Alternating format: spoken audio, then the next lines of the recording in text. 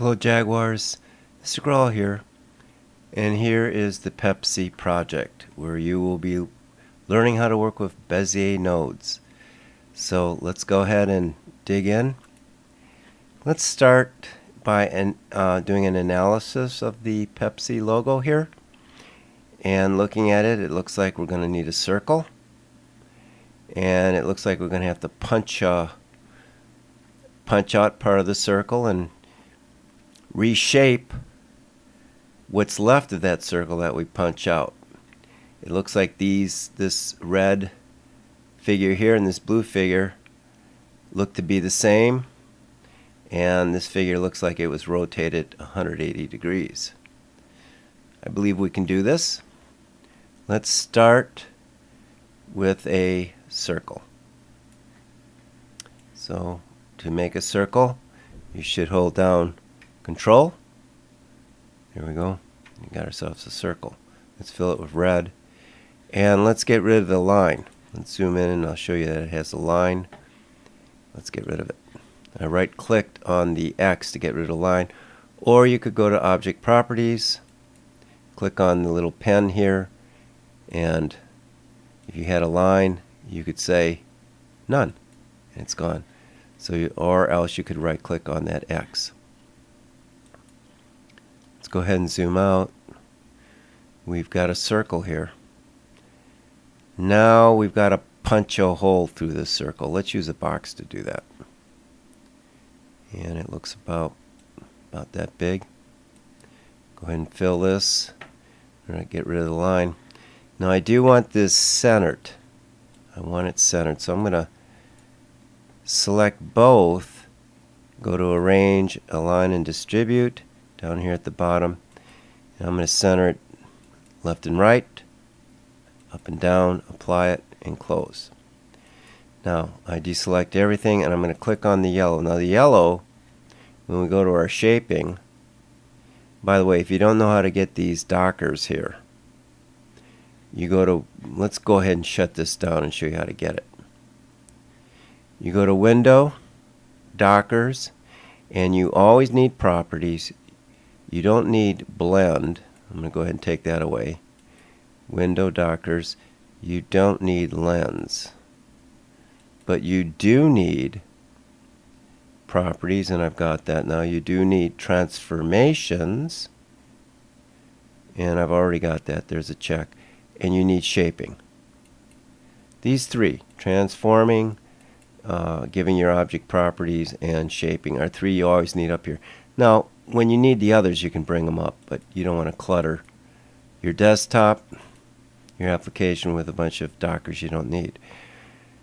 What I want to do is use this yellow thing and trim the red thing. So let's go to Shaping. Let's check the Trim command, and it asks me, do I want to keep the source? That's the yellow thing. I really don't need that. Do I want to keep the target?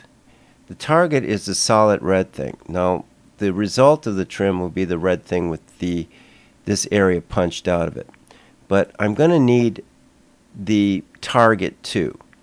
So I'm going to say save that. Now the source is the thing you originally click on. That's going to be the trimmer, the scissors, the thing I punch out the red shape with. So I'm going to go ahead and click on Trim. Make sure you click on the target. Now it looks like nothing's happened. You need to deselect. Remember, I kept the target. I need this because this needs to fit in here later on. Alright, now I want you to notice, even when you deselect this, it seems like there's two things here, and we just want one. So whenever you have two things and you need to break it apart, you go to Arrange and break the curve apart. There's some programming in there that thinks these two things belong together. Let's break it. Now we can separate it. I really don't need this. I'm going to delete it because remember, we're going to take this shape, reshape it, and then duplicate it and rotate it to get this shape. Great. And this shape will fit right back in here later on. Let's zoom in and see what we got to do. I'd like to reshape this. I'm going to go ahead and get the shape tool and put it here, and it has a little S curve there, but when I try to reshape it, It doesn't happen. So what do you got to do? You got to, with the shape tool, by the way, this is the pick tool. Pick tools for selecting and resizing. The shape tool, this one right here, is for reshaping. Let's grab all the nodes and let's issue a command. That command is this box right here. And the name of that command is convert line to curve. Okay? Now when you click on that, things have changed. Remember, I couldn't drag this out before. I couldn't model the line. Well, now I can model with it. Okay, I can model over here. I can start shaping this line. Nice. Let's undo that. Control Z a couple times. Now, let's think about this a little bit. The Pepsi sign comes up and comes down, but it does it a little bit more than that. So I'm going to do a couple undos here. What I think I need is a Bezier point right in the middle here. So I'm going to mark the middle. I'm going to drag out a guideline. You click on the ruler and hold on your click and drag out a guideline here. And I'm going to double click, or tell you what, even better, let's zoom in. Let's zoom in. And we'll roll up. Let's make sure we do have the middle. Let's go up a little bit further here. There's the middle. Yeah, there it is. So we're pretty good on the middle here. So I'm going to add a node right here. So rather than double click, I'm going to go back and get my shape tool and click on this. A right click will work better, because double clicking your hand tends to jerk. I can add a node here, and there it is. And what kind of node is it is important too, because I want it to be a symmetric one. Let's see what it is. When I grab this handle, they both move together like a teeter-totter. That's good. But when I make this one long, the other one doesn't get long with it. That's a problem, because I want some, what I call a reverse symmetry. When I pull this out to make this convex, I want the other one to be correspondingly concave, and that's not happening right now. Let me undo. So what do I have to do? Let's select this point and come up here. That would change it into a cusp. That's not the one I want. This one is called make node symmetrical. That sounds good to me. Now how is it different? How is this node different now? Let's grab this and see how it's different. It's like a teeter-totter like before, but when I make this one longer, the other one gets longer, and hence symmetry. Now the Pepsi comes down a little bit like this. Now I see I have another issue that I've got to take care of. And I'm going to release this and show you what it is. This seems to tuck back in here. And that's because of this handle on what we call this cusp. A cusp is one that has handles that don't line up to make 180 degrees. They makes a bend here. We call that a cusp. So what I'm going to do, see this handle is kind of making it tuck up this way. So what I'm going to do is grab this and tuck it in. And to make sure I'm straight, I'm going to hold on Control. That'll constrain it so I can't move it up or down. I'm just going to bring it right back to the point here and release. Now I have a smoother curve here. I'm going to do the same over here. I'm going to take this handle, start dragging it, hold on Control, and tuck it right in there. I think I got it a little bit smoother now. I'm going to come back to this node and maybe play with this a little bit. Whatever I do should be the same relative to each side. You could pull the handle out, or you could bring it in, depending on how you want it to look. And I'm just going to kind of from memory try to remember sort of what it looks like. Let's click here and see how that looks like. I'll go with that. Let's make sure these points line up, the left and the right. And they do. Alright. Let's zoom out a little bit and see what we got.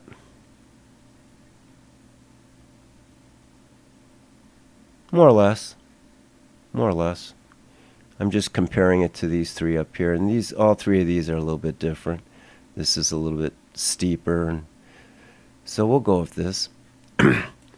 Let's go to transformations. Let's do a rotation. Now you could do a 180-degree rotation, or you could do a horizontal and a vertical flip. But that's two actions. Let's just do one action. Let's do a rotation, a 180. And we'll have this center of rotation here. We'll put it down here, and we'll apply it to a duplicate. Boom. There we go. Now, let's see. This color here, or we could go with this color. I think I'll go with this color. I'm going to sample that color. By the way, I got this Pepsi. It's a JPEG. I got it from a Google Images search. I just typed in Pepsi logo, and this is a bitmap. I'll show you. Zoom in. There's the pixels. It is not a vector graphic. Okay. All these are all of these are bitmaps. They're Photoshop style graphics, JPEGs, with pixels. And this isn't. This is vector graphics, no pixels. Do you see any pixels? None. That's why I love vector graphics. I don't like pixels. I love the smooth, non-pixelated, mathematically calculated shapes that we get with Corel Draw. But we're working to try to do this. Let's sample that color. And when I click here with this sampling tool, it'll put it down here in the corner. And then I can just drag it up and put it right here. Great. Making some progress. Now this is why I saved this this here. I saved it. And because I'm going to fit these in here shortly. But I've got a little problem. See, this is going to be white. If I turn it white, you can't even see it. I'll leave it gray for the time being, if you don't mind. Or some other color. How about yellow? We'll do yellow. Or orange. Or green. I can't make up my mind. Let's do green. It'll look Christmassy. Alright, let's put this right back where it was. And let's put this right back where it was. And to get some kind of accuracy, let's zoom in. And what I want to do is, maybe I want to mark the center of the green thing. And I want that fairly accurate. So I'm going to click on it again and try to get this right on it. Let's click on this. Yeah, that's maybe just a hair more. That's pretty accurate. Let's zoom out. The reason I did that is I want this. Now when I nudge it, it goes way too far. So let's fix that. Let's right click and go to ruler setup. The smallest nudge value is 1/1000th of an inch. And then a super nudge when you hold down shift will make that 25 times greater. 25 times 1/1000th inch. We'll say okay to that. And now I've got a little bit of nudge action here. So I can kind of see what I got to do. I think that marks the middle here. We're pretty well zoomed in. I'm moving 1/1000th of an inch. And I can't, that's as precise as I can get it. Now I could actually move this more precisely than 1/1000th of an inch by doing it by hand. And that was less than 1/1000th of an inch. Now I'm going to go down, and that's about as accurate as I can get. That's pretty accurate. That's pretty good.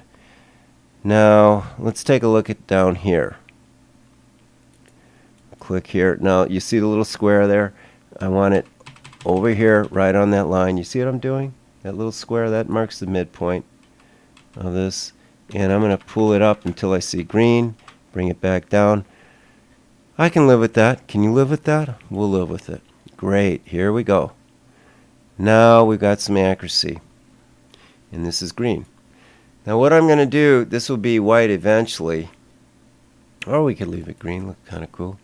I'm going to pull this out. But you notice when I pull it out, it really doesn't do right. I'm going to undo that. Control Z. What I want you to do is hold Shift down so it pulls it out from the center. There we go. Much better. Okay. Okay, here we go. Coming along. Zoom back out a little bit here and see what we got to do. Well, we're going to have a red box and a blue box on the side. Let's go ahead and do that.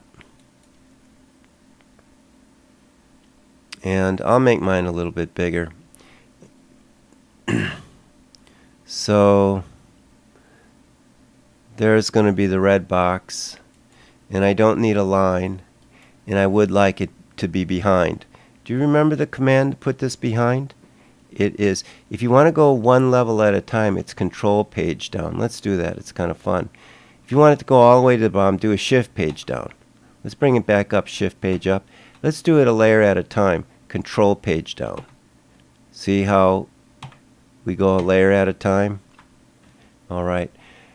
Now let's go ahead and duplicate this, but let's make sure our duplicate distance is 0. We don't want to have it offset when we duplicate it.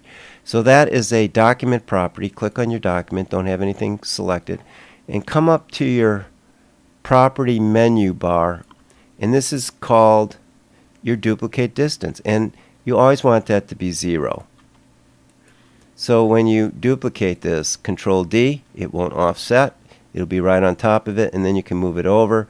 And if you want to constrain it, hold down Control. We'll just butt it up right against here like so. And I'm going to sample that color there with the sample tool. And put it down here, and I can drag it up. Now if I put it right here, it would color the line. If I put it here, it'll do the fill. I don't want a line, so I'm going to do that. That looks a little bit different, doesn't it? Let's get it a little bit lighter. I don't like that color. I like that better. The green thing, we can change that to white if you want. Here we go. Everything's looking good. What do we got to do next? We can make the circle a little bit bigger. Let's do that. But hold on Control. Not Control, excuse me. Shift. Shift. See how that keeps it in the center there? Great. We'll make it a little bit bigger. I'll work with that. Everything's centered. Everything's good. When everything's centered and good, we go ahead and group it so we don't mess it up. Grouping causes an association. So when you click on it, you get the whole bunch, so you won't accidentally put something out of place. What else do we have to do here? We could type Pepsi. I'll click and type all caps P-E-P-S-I, and it's all caps. Let's try it again. P-E-P-S-I. Let's get the pick tool for resizing, and we'll pull that out. See if we can get a font that looks more like this font. Maybe if we make it bold. That's a little bit better. I'm not sure I'll be able to find that exact font.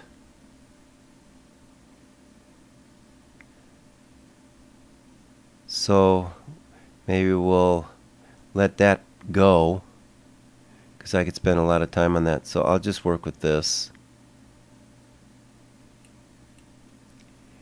and pull this out. Now if you want that centered, let's deliberately off center it. You could grab it, go up to Arrange, Align and Distribute, Align and Distribute here, and we don't need it up and down. Actually, we could do both. This is left and right, and this is up and down. Let's see what it does. Pretty good. Let's go ahead and close that. Let's get rid of the guidelines. Let's right click here, go to Guideline Setup. Let's go to Horizontal Guidelines. Let's clear them.